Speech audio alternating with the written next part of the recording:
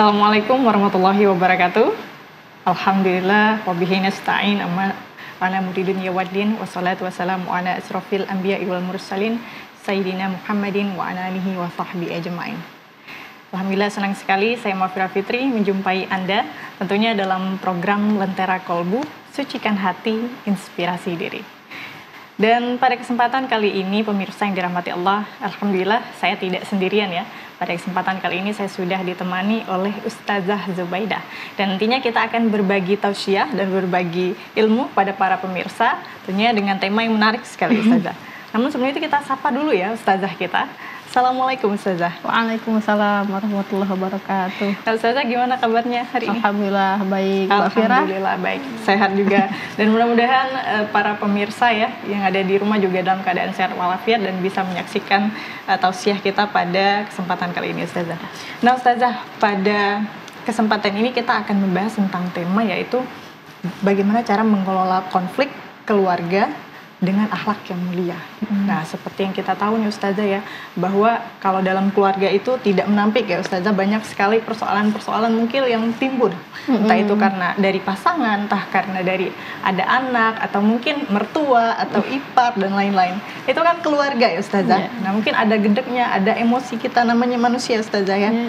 Tapi ternyata di dalam Islam nih pemirsa, itu bisa kita kelola dengan akhlak yang mulia. Ini seperti apa?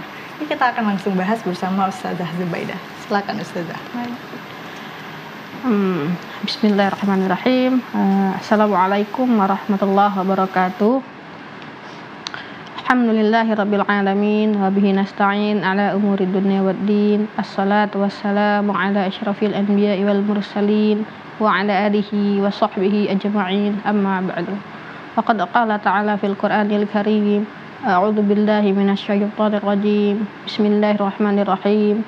Wa min ayatihi an khalaqalakum min anfusikum azwaja litaskunu ilaiha wa ja'ala bainakum mawaddatan wa rahmah. Inna fi dzalika laayatil liqaumin yatafakkarun. Wa qala Rasulullah sallallahu alaihi wasallam an-nikahu sunnati faman raghiba an sunnati falaysa minni. Shadaqallahul azim wa shadaqa rasulun nabiyul karim. Alhamdulillah pada kesempatan berbahagia ini kita masih bisa berjumpa ya untuk membahas tema-tema keislaman. Tema kali ini menarik karena berdiskusi tentang rumah tangga. Gitu. Seperti yang sudah disampaikan tadi di dalam Quran surat Ar-Rum ayat 21, Allah mengawali ayat tersebut dengan kata-kata wa min ayatihi, dan di antara tanda-tanda kebesaran Allah. Dan tidak ada satupun hal yang diawali dengan kata wa min ayatihi kecuali hal tersebut adalah hal yang agung. Sehingga diciptakannya laki-laki dan perempuan sebagai pasangan itu salah satu tanda kebesaran Allah Subhanahu wa taala. Jadi kata Allah wa min ayatihi, dan di antara tanda-tanda kebesaran Allah gitu kan, an khalaqalakum min anfusikum azwaja. Allah sudah menciptakan laki-laki dan perempuan. Allah sudah menciptakan kamu secara berpasang-pasangan. Agar untuk apa? Berpasang-pasangan litaskunu ilaiha. Litaskunu ilaiha itu artinya agar kita merasa tentram, agar kita merasa cenderung gitu. Contoh sederhananya misal gini, ketika suami pulang ke rumah tapi tanpa istri di rumah, serasa belum pulang ke rumah walaupun udah pulang ke rumah. Nah itu yang dinamakan dengan sakinah gitu. Sehingga tujuan berumah tangga sering kita dengar dan sering juga kita ucapkan ke orang-orang, doa ketika orang baru mulai menikah, semoga menjadi keluarga yang sakinah, mawaddah, warahmah ya. Ada 3 ya, sakinah, mawaddah, warahmah. Sakinah itu merasa ketenangan, ketentraman. Mawaddah itu sering dimaknai dengan kasih, rahmah dengan sayang gitu. Hampir mirip ya sebenarnya mawaddah warahmah. Tapi dari segi definisi secara hakiki, mawaddah itu artinya berkasih sayang tapi dari segi fisik. Nah, dari segi fisiknya gitu. Tapi kalau rahmah dari segi non fisik, dia lebih everlasting gitu. Jadi kalau mawaddah itu melihat kecantiknya fisiknya, tapi kalau rahmah, makanya kalau orang nikah makin tua makin sayang, udah nggak ada gigi gitu kan, tapi ngeliat Iya. kakek nenek kan gitu. Karena itu penampakan dari rahmah. Dari rahmah pernikahan. Makanya doanya sakinah mawaddah warahmah. Tentu setiap orang mau menikah, bahkan ketika kita melihat orang menikah, kita selalu mendoakan dan kita selalu berharap rumah tangga kita menjadi rumah tangga yang sakinah mawaddah warahmah kan begitu. Hanya saja dalam menapaki bahtera rumah tangga, tentu tujuan menjadi keluarga yang sakinah mawaddah warahmah tidak semudah membalikkan kedua telapak tangan gitu. Pastilah terjadi perselisihan, beda pendapat dan lain sebagainya. Dan itu hal yang alami dan pasti terjadi di setiap rumah tangga di seluruh dunia ini. Nah, lalu sementara di dalam Islam, karena Islam adalah agama yang sempurna, tentu Islam punya solusi-solusinya untuk mengatasi masalah-masalah tersebut, yang pasti solusi tersebut dengan akhlak mulia. Nah, cuman sebelum kita membahas tentang bagaimana sih akhlak mulia yang bisa menyelesaikan konflik di antara rumah tangga, seperti yang sudah kita pelajari bersama bahwa sebelum kita mau mencari solusi, kita harus cari tahu dulu akar masalahnya apa, faktor-faktor yang sering membuat rumah tangga itu bertengkar itu seperti apa, sehingga dari sini nanti kita punya antisipasi, punya langkah preventif untuk ketika kejadian perselisihan atau konflik, oh ini ternyata konfliknya di sini, solusinya ini gitu. Nah, kalau membaca buku karya Dr. Salim itu paling banyak ya, paling sering itu konflik rumah tangga itu disebabkan 6 faktor. Yang pertama sudah barang tentu karena ikhtilaf, karena perbedaan. Bayangkan saja suami istri itu menikah, jadi kelaminnya berbeda, latar belakang pendidikannya berbeda, sudut pandangnya berbeda, lingkungan keluarga dan teman-temannya berbeda, bersatu gitu kan, sehingga itu sangat mungkin terjadi perbedaan pendapat. Salah satu contohnya misal dalam mendidik anak ya, terkadang ada suami yang mempasrahkan, maksudnya dalam artian ya nggak apa-apa anak itu dibebaskan gitu kan, diberi ruang bebas, tapi ibu yang memilih untuk lebih protektif menjaga anaknya, sehingga di situ seringkali terjadi perselisihan kan gitu. Ada anak boleh main tanah kan, bapak nggak boleh main tanah, ibu boleh main tanah kan gitu. Itu nanti sering memicu konflik. Yang kedua itu adalah akhlak yang buruk gitu. Akhlak yang buruk seringkali perkataan-perkataan yang menyakitkan kan gitu. Dan yang ketiga yang paling sering itu adalah perang dalil antara suami dan istri gitu. Suami menuntut haknya sebagai istri dan suami juga menuntut haknya. Ini perang dalil, rebutan hak dan kewajiban kan gitu. Saling menuntut kewajiban dan saling menuntut haknya gitu. Itu yang paling sering terjadi. Apakah gitu. ini seperti ego sentris seperti itu? Ego, iya, seperti menahan ego gitu. Misal suami merasa pemimpin, istri adalah makmum kan gitu. Kamu harus ngikut segala macam.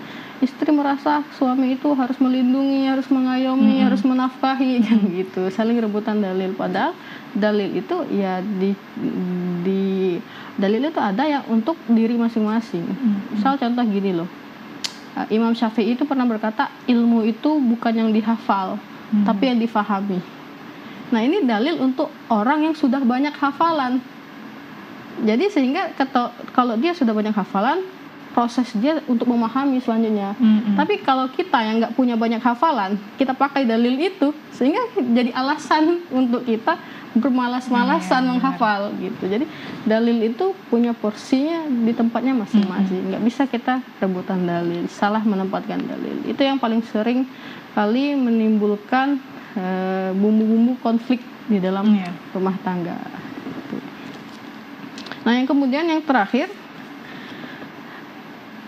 yang agak tabu ya, agak tabu itu adalah tidak terbuka atau tidak adanya sikap saling memahami ketika mau melakukan hubungan suami istri. Itu juga bisa memicu konflik rumah tangga gitu. Bagaimana nanti tidak saling memahami gitu kan. Kalau di beberapa kajian kan ya, mohon maaf ya, di beberapa kajian kan cairan laki-laki itu ketika sudah dibendung lama tidak keluar, maka justru mempengaruhi sistem psikologisnya menjadi lebih mudah emosi. Mudah emosi kan gitu. Nah, ini memicu dari ketidakterbukaan terhadap situasi ingin melakukan hubungan, dan si istri juga tidak memahami hal yang demikian. Berarti dalam hal biologis dari suami yang tidak terpenuhi itu akan memicu juga, Ustazah, juga gitu. Betul gitu. Jadi ada beberapa hal yang memicu terjadinya perselisihan. Sebenarnya ada banyak pemicunya, tapi yang lebih seringnya demikian. Gitu. Ada 5 faktor tadi ya gitu. Baik, terima kasih Ustazah. Nah, dan tentunya para pemirsa yang dirahmati Allah, menarik sekali ya Ustazah. Itu sudah dipaparkan tadi ya beberapa yang memicu atau faktor yang menyebabkan rumah tangga ya ataupun dalam keluarga itu kadang terjadi konflik. Nah, namun setelah ini masih ada Ustazah ya, akan kita bahas lagi pastinya kelanjutannya yang lebih menarik lagi. Maka pemirsa yang dirahmati Allah, jangan kemana-mana, tetap bersama kami di Lentera Kalbu. Sucikan hati, inspirasi diri.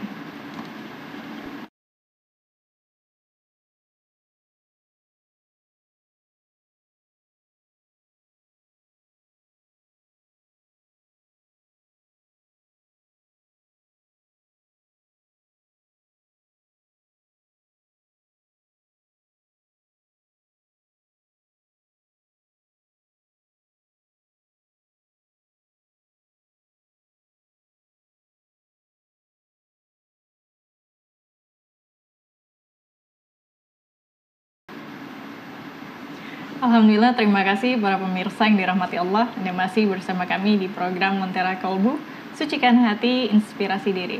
Dan tentunya kita masih bersama Ustazah Zubaidah nih, dan kita masih bahas tentang tema kita, yaitu mengelola konflik keluarga dengan akhlak mulia.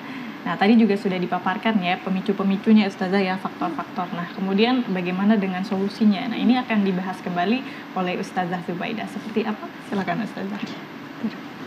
Ya, baik ya. Tadi sudah kita sampaikan bahwa ada beberapa faktor yang memicu terjadinya konflik di dalam bahtera rumah tangga. Sehingga di dalam Islam pun punya solusinya kan itu. Nah, memang sebelum kita menampilkan akhlak mulia kita ketika menyelesaikan konflik dalam rumah tangga, di dalam Islam itu memang karena Islam agama yang memuaskan akal, maka yang pertama kali itu kita harus menggunakan kecerdasan akal kita dulu.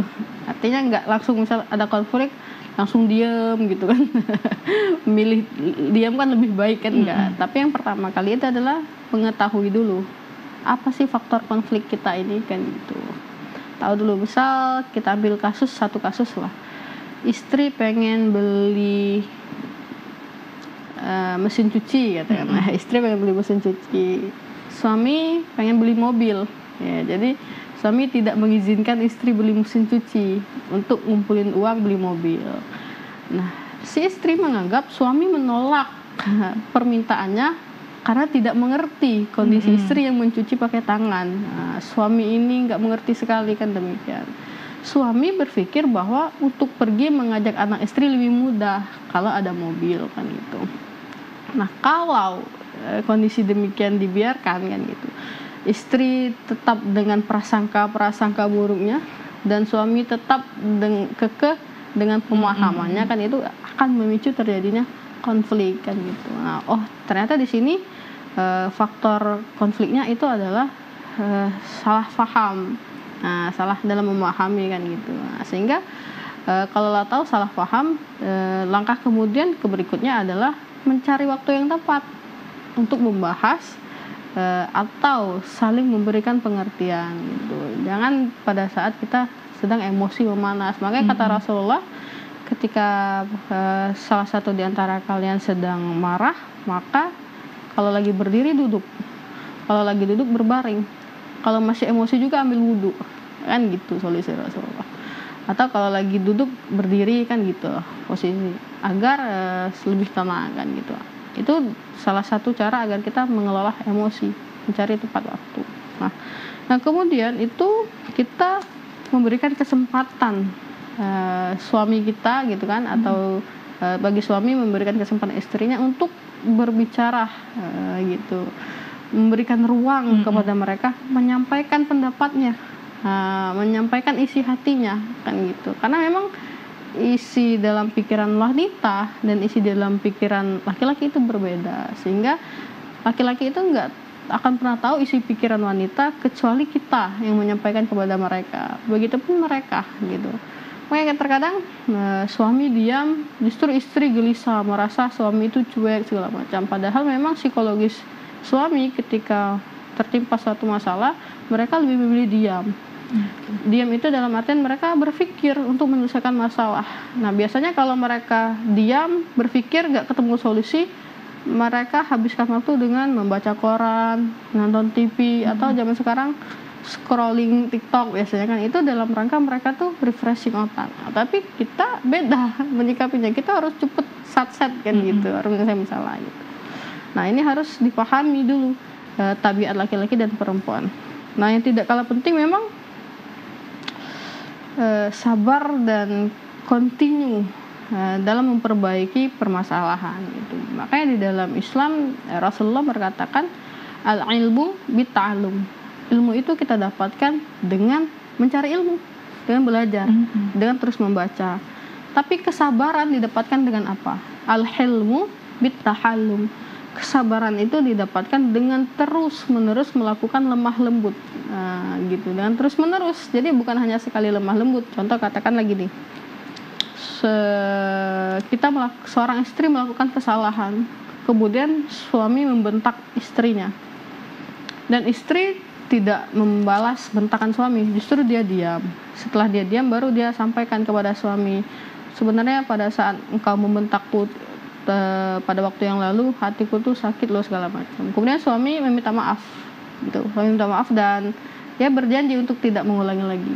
Tapi kan tabiat sikap kebiasaan buruk itu kan sulit untuk diubah, sehingga nanti suatu saat ketika suami emosi ngebentak lagi, tapi ngebentaknya itu dari nilai 100 bisa ke 90, bisa ke 80. Nah, sehingga menurun walaupun belum bisa berubah 100%, tapi dia sudah ada usaha untuk berubah. Nah, sehingga di situ posisi istri untuk tetap bersabar, untuk tetap continue. Makanya kata Rasulullah al-hilmu bittahallum.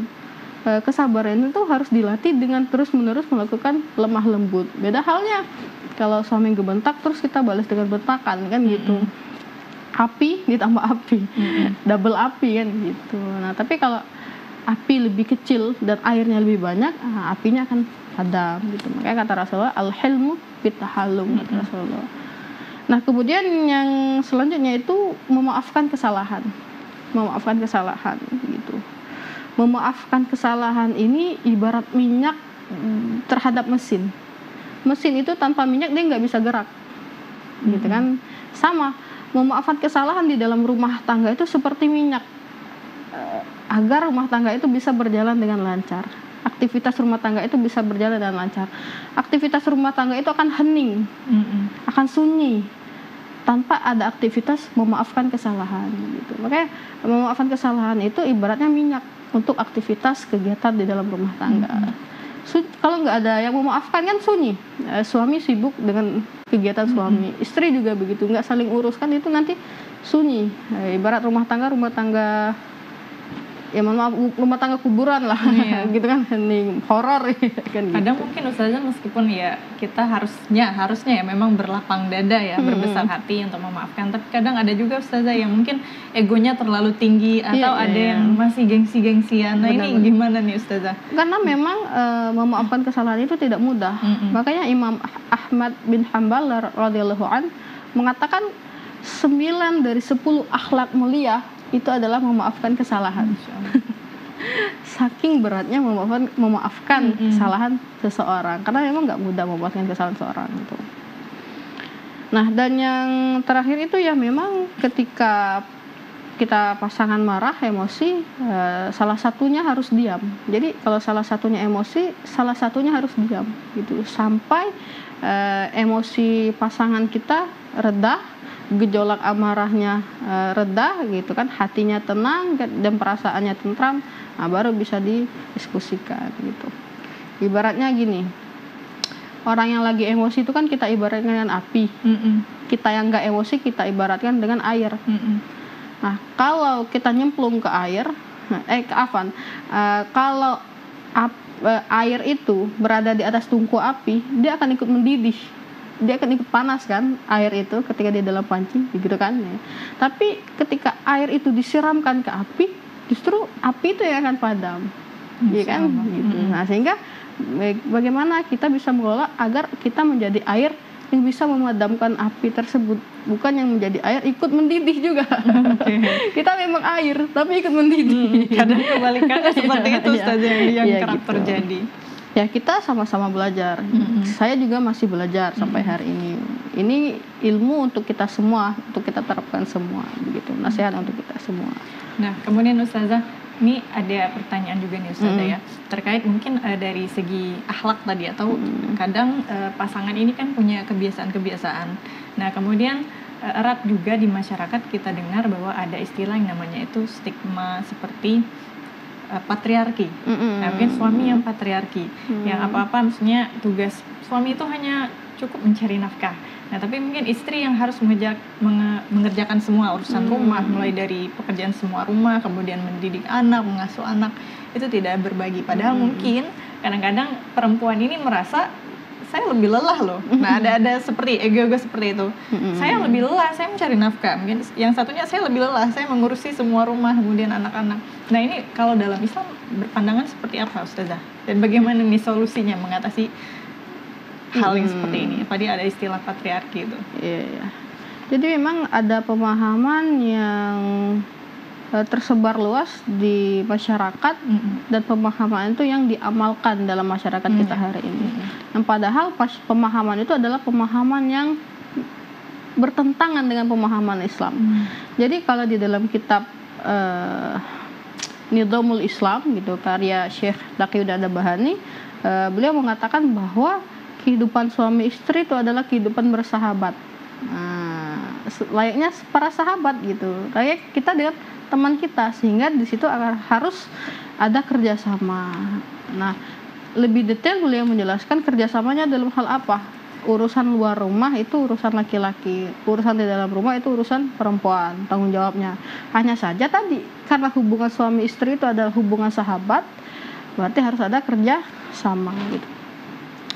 Nah, makanya Rasulullah itu bersabda, di dalam Al-Quran kata Allah, wa'ashiruhunna bil ma'ruf, dan gaulilah mereka dengan ma'ruf. Bahkan Rasulullah bersabda, sebaik-baik kalian adalah yang paling baik terhadap istrinya gitu. Nah, sehingga di sini pemahaman bahwa laki-laki tugasnya hanya mencari nafkah, sementara urusan di rumah itu adalah urusan istri semua, mulai dari masak, cuci piring, ke pasar, ngedidik anak sakit, ke rumah sakit kan gitu, dan lain sebagainya, itu urusan istri.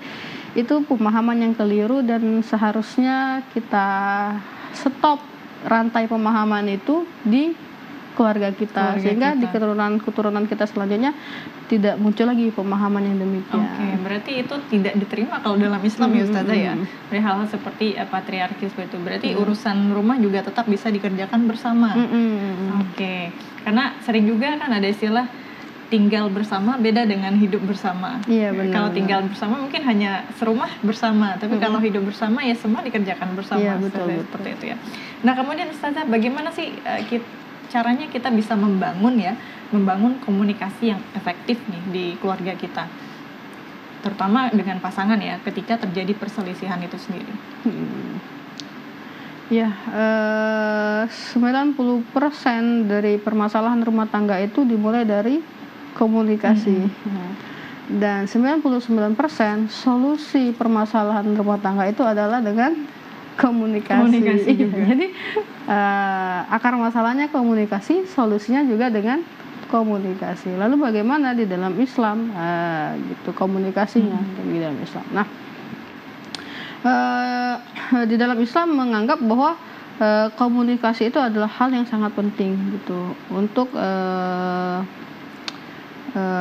terus menjaga keharmonisan rumah tangga gitu. Lalu komunikasi yang seperti apa? Nah gitu. Makanya tadi di dalam hadisnya al-hilmu bit-tahallum, dengan secara terus-menerus dan kontinu secara lemah lembut gitu. Nah, makanya kalau dicontohkan oleh Rasulullah itu selalu melakukan pujian-pujian kepada istri-istrinya. Tapi tidak hanya para istrinya, dengan para sahabat juga.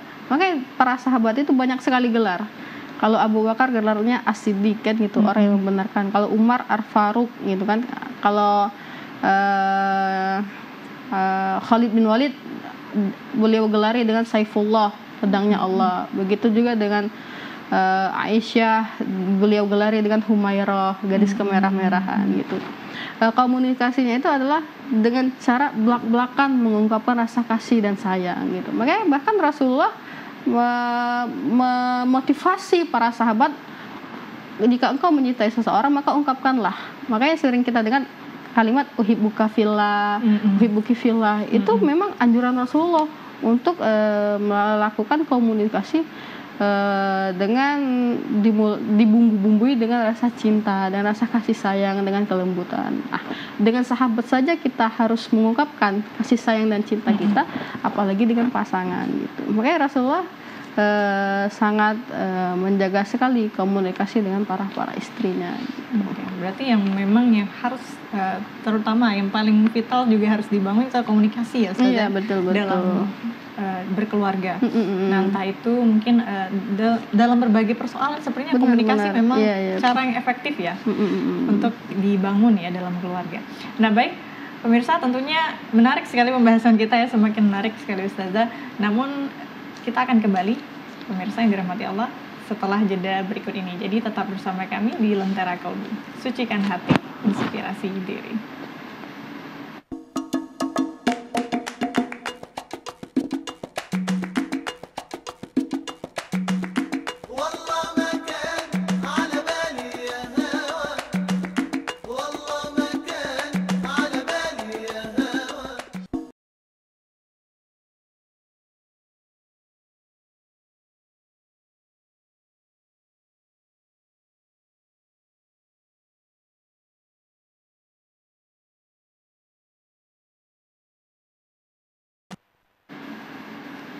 Alhamdulillah, terima kasih para pemirsa yang dirahmati Allah.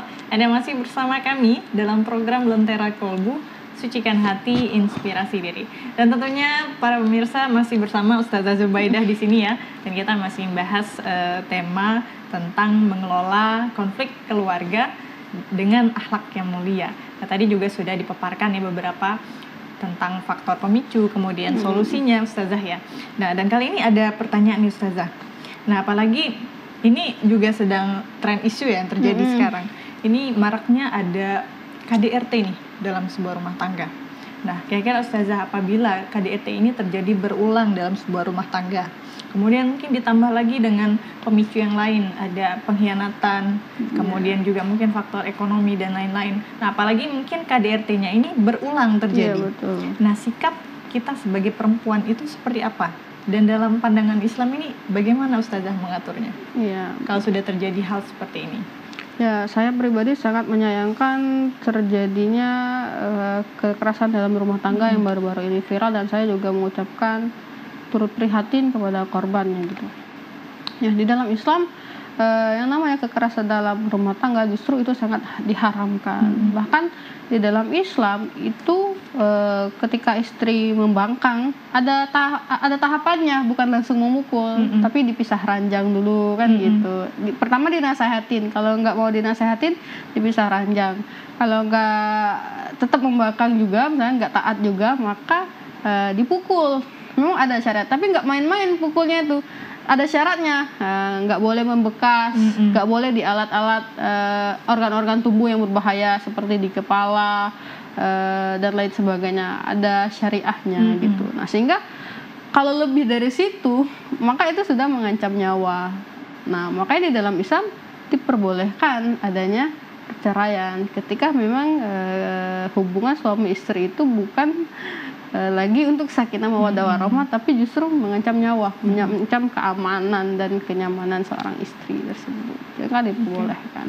Dan kemudian bagaimana misalnya kita kalau dalam keluarga itu ketika perselisihan ini terjadi, kita menghindari yang namanya dendam atau agar konflik itu tidak berkepanjangan, karena kan kadang beda-beda ya Ustazah ya, mungkin pemahaman kita, perspektif dan karakter kita sebagai manusia dalam menanggapi perselisihan, ada mungkin kadang timbul dendam Ustazah. Nah, ini bagaimana nih solusinya kalau dalam Islam?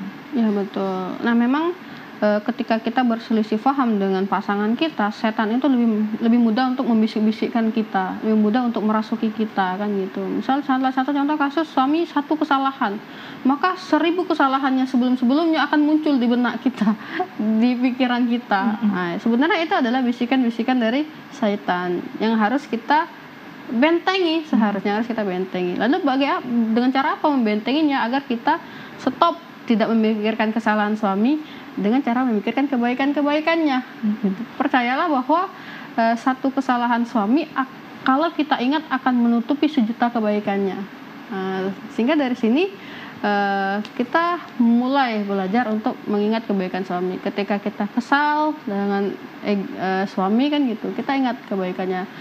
Kita ini orang yang baru hadir ke kehidupannya, tapi dia bekerja siang malam, banting tulang, kaki jadi kepala jadi kaki untuk menghidup kita demi kebahagiaan kita gitu. Sehingga ini dia manusia biasa, maklum, wajarlah gitu. Ada perasaan legowo, ada perasaan lapang dada terhadap kesalahan suami. Itu yang pertama. Yang kedua, kita harus menyadari kita juga manusia biasa yang pasti berbuat salah. Nah, tentu kalau kita berbuat salah, kita juga berharap agar suami mau memaafkan kesalahan kita, agar suami mau berlapang dada menerima kesalahan kita dan tidak dendam ke depannya gitu. Nah, sehingga dari sini nanti akan lega dan lapang dada kita. Karena yang pertama, suami itu juga banyak kebaikannya. Yang kedua, kita juga bisa membuat kesalahan. Nah, itu mungkin. Berarti ini juga bisa diterapkan ke seluruh keluarga ya Ustazah, nggak hanya dengan pasangan kita. Mungkin ketika kita berkonflik dengan mungkin katakanlah mohon maaf mungkin mertua kita atau mungkin dengan orang tua kita sendiri atau mungkin dengan anak-anak kita. Berarti penerapannya juga sama Ustazah? Ya sama, karena kita berinteraksi pasti ada gesekan. Setiap interaksi pasti ada gesekannya. Yang jadi fokus kita itu bagaimana kita mengelola gesekan itu menjadi harmoni kehidupan.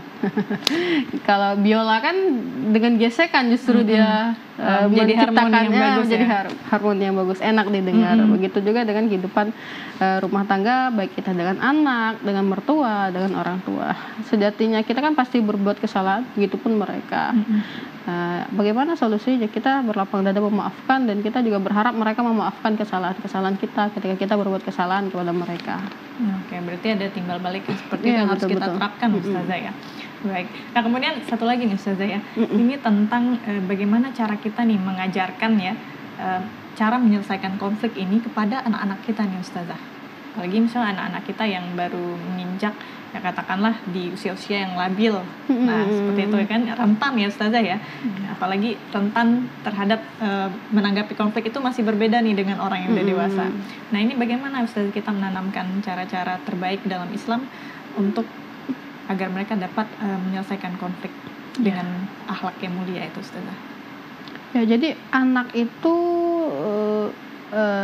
bisa salah dalam memahami perkataan, tapi tidak pernah salah dalam meniru atau tidak pernah keliru dalam meniru, gitu. Sehingga mengajarkan anak sudah barangkali dan barang tentu yang pertama kali kita harus mengajarkan diri kita dulu menyelesaikan masalah dengan akhlak mulia.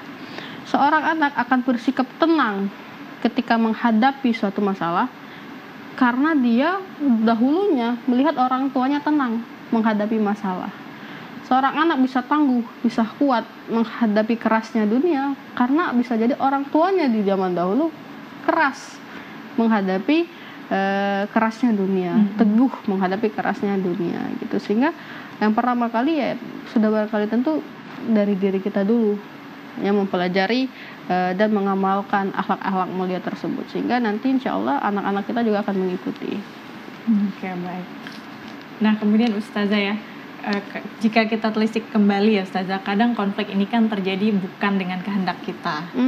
Ya, konflik yang terjadi ada mungkin penyebabnya itu dari kita, ada mungkin itu memang dari Allah karena takdir atau qada dan qadar Allah. Nah, kemudian adakah hikmahnya sebenarnya Ustazah yang bisa kita ambil ya ketika terjadi konflik dalam hidup kita sendiri, terutama ketika berkeluarga? Iya, betul. Seperti yang disampaikan di awal bahwa ketika kita mengarungi bahtera rumah tangga, tujuan kita untuk menjadi keluarga yang sakinah, mawaddah, warahmah. Tapi kenapa sih di dalam menjalani kehidupan rumah tangga itu tidak selalu mulus? Ada saja halangannya, ada saja perselisihannya, ada saja konfliknya gitu. Nah, harus kita sadari bahwa setiap perselisihan, setiap konflik itu memang terjadi atas izin Allah Subhanahu wa Ta'ala juga. Nggak akan terjadi konflik dan permasalahan selain atas izin Allah Subhanahu wa Ta'ala. Bahkan daun yang berguguran pun atas izin Allah Subhanahu wa Ta'ala. Lalu apa sih hikmah dibalik adanya perselisihan, adanya konflik di dalam rumah tangga? Hikmahnya ada dua. Yang pertama hikmah keimanan, dan yang kedua hikmah kejiwaan. Hikmah keimanannya itu yang pertama, kita bisa menghapus dosa-dosa kita gitu. Jadi konflik dalam rumah tangga gitu, katakanlah hati kita tersakiti gitu kan, kita merasa tertekan. Nah, itu dalam rangka Allah ingin menghapus dosa-dosa kita. Rasulullah SAW bersabda, kata Rasulullah, mayazalu bil mu'mini wal mu'minat fil nafsi wal waladi wal mali gitu, hatta laqallaha wala ma alaihi khasyiatun gitu. Jadi setiap mukmin dan mukminah, perempuan yang beriman, laki-laki yang beriman dan perempuan yang beriman pasti diuji gitu, sampai nanti dia menemui Allah tidak ada dosa gitu. Jadi sebenarnya ketika kita diuji itu untuk menghapus dosa kita, agar nanti ketika kita bertemu di hadapan Allah, kita sudah tidak ada dosa lagi gitu. Kita kan manusia pasti berbuat dosa. Yang kedua itu, perselisihan itu bisa jadi cara Rasulullah dan Allah sayang kepada kita. Makanya kata Rasulullah, mayuridillahu bihi khairan yusibhu minhu. Jadi kata Rasulullah, barang siapa yang Allah kehendaki kebaikan untuknya, maka akan Allah timpahkan musibah kepadanya gitu. Jadi memang bisa jadi musibah itu memang tanda cinta Allah kepada kita. Bisa jadi perselisihan terjadi antara suami istri itu tanda cintanya Allah kepada kita. Yang ketiga, sebagai peringatan. Kata Allah, telah nampak kerusakan di darat dan di laut akibat ulah-ulah tangan manusia itu sendiri. Untuk apa? Agar mereka kembali ke jalan yang benar. Jadi nanti ada kerusakan, terjadi perselisihan, terjadi konflik, agar suami istri itu kembali ke jalan Allah Subhanahu wa Ta'ala, kembali bertaubat gitu, memulai lagi kehidupan suami istri dengan lebih baik, sama-sama belajar Islam, sama-sama meningkatkan ketaatan dan ketakwaan. Bisa jadi kan dengan konflik satu, misal dengan adanya konflik kan gitu. Nah itu, dan kemudian ada hikmah kejiwaan. Nah, hikmah kejiwaan itu satunya, kita bisa merasakan apa yang namanya melegakan. Sama seperti kita merasakan nikmatnya manis, itu bisa kita rasakan ketika kita sudah merasakan pahit. Nah gitu, adanya pahit itu agar kita merasakan nikmatnya manis. Sama, adanya tekanan, konflik gitu kan, rasa gelisah, risau gitu, agar kenapa? Agar kita bisa menikmati rasanya melegakan. Ketika kita berlapang dada, berusaha memaafkan kesalahan orang lain, nah itu kita merasakan nikmatnya lega di dalam diri kita, nikmatnya legowo gitu. Nah yang kedua, tidak kalah pentingnya, kita bisa belajar ridho terhadap qadanya Allah Subhanahu wa Ta'ala. Gimana kita bisa ridho terhadap qada Allah Subhanahu wa Ta'ala? Kalau kodoknya tuh enak semua, dapat suami ganteng, pengertian, solih kan gitu, rumah ada, kendaraan bagus, tetangga baik, itu sudah pasti ridho kan. Nah tapi kalau kita mendapatkan hal yang tidak kita inginkan, disitulah kita belajar ridho terhadap kodoknya Allah Subhanahu wa Ta'ala. Masya Allah, itu tadi ya hikmah-hikmah yang telah disampaikan oleh Ustazah. Nah baik Ustazah, kemudian bagaimana nih Ustazah, langsung saja kita ke kesimpulan dari pembahasan kita pada kesempatan kali ini ya, dalam mengelola konflik keluarga ya dengan akhlak mulia. Nah mungkin bisa langsung Ustazah simpulkan kepada seluruh pemirsa di rumah. Silakan Ustazah. Iya, jadi memang dalam kehidupan kita ini, apalagi dalam mengaruhi bahtera rumah tangga, ada dua hal memang yang harus kita pegang teguh. Yang pertama sabar, dan yang kedua syukur. Kedua hal ini harus kita pegang teguh sampai nanti kita meninggal dunia. Pun ketika kita menjalani kehidupan rumah tangga, dua hal ini juga harus kita pegang teguh. Yang pertama sabar. Ketika kita menghadapi ujian, perselisihan, konflik, mungkin perangai buruk, salah satu perangai buruk dari pasangan kita, yang pertama kali kita harus lakukan adalah bersabar. Makanya kata Allah sampai berfirman kan, innallaha ma'as sabirin, sesungguhnya Allah bersama-sama orang yang bersabar. Kemudian di dalam Al-Quran juga dikatakan orang-orang yang bersabar itu mendapatkan pahala tanpa batas, karena memang saking susahnya untuk bersabar gitu. Nah yang kedua itu bersyukur gitu. Bersyukur karena kenapa? Karena apa yang kita alami, sebesar apapun masalah yang kita hadapi, masalah orang pasti lebih besar. Apa yang diambil oleh Allah lebih sedikit daripada apa yang Allah kasih kepada kita gitu. Sehingga kita harus tetap bersyukur kepada Allah Subhanahu wa taala gitu. Kalau nanti kita konflik dengan suami kan gitu, ya mohon maaf katakanlah cerai kan gitu, kita kehilangan suami, tapi ingatlah bahwa apa yang Allah beri itu lebih banyak gitu. Jadi apa yang Allah ambil itu lebih sedikit daripada apa yang Allah berikan kepada kita gitu. Berarti dua hal itu tadi yang harus kita tanamkan, Ustazah, iya, ya. Betul. Berarti kesabaran, kemudian juga rasa syukur kita kepada Allah Subhanahu wa taala. Baik, luar biasa sekali ya Ustazah pembahasan kita pada kesempatan sore hari ini, dan mudah-mudahan ya tausiah yang disampaikan oleh Ustazah Zubaidah ini membawa ilmu yang bermanfaat pastinya kepada dan keberkahan kepada semua pemirsa yang ada di rumah yang sedang menyaksikan. Nah Ustazah, baik sebelum kita tutup Ustazah, kita berdoa bersama yang mudah-mudahan segala aktivitas yang kita lakukan dan juga di keluarga kita ya, mudah-mudahan selalu mendapatkan keberkahan dari Allah Subhanahu wa taala. Amin. Silakan.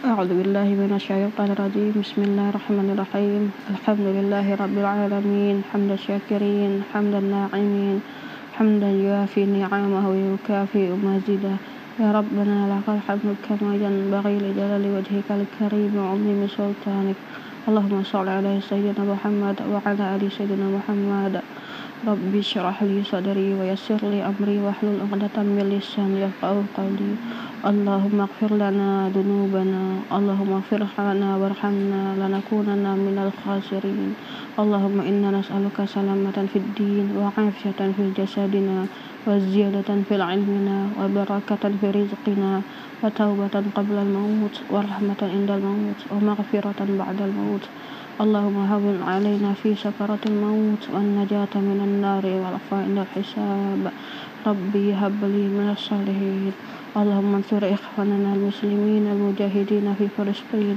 وإخواننا المسلمين المجاهدين في غزة وإخواننا المسلمين المجاهدين في رفح وإخواننا المسلمين المجاهدين في مشارق الأرض ومغاربها اللهم افتح جهادنا في بلادنا وفي كل مسلمين ربنا هب لنا من أزواجنا وذريتنا قرة أعين واجعلنا للمتقين إماما ربي هب لي من الصالحين ربنا تقبل منا إنك أنت السميع العليم وتب علينا إنك أنت التواب الرحيم ربنا لا تؤاخذنا إن نسينا أو أخطأنا ربنا ولا تحمل علينا إصرا كما حملته على الذين من قبلنا ربنا ما لا تحملنا ما لا طاقة لنا به واعف عنا واغفر لنا وارحمنا أنت مولانا فانصرنا على القوم الكافرين ربنا آتنا في الدنيا حسنة وفي الآخرة حسنة وقنا عذاب النار سبحان ربك رب العزة عما يصفون والسلام على المرسلين والحمد لله رب العالمين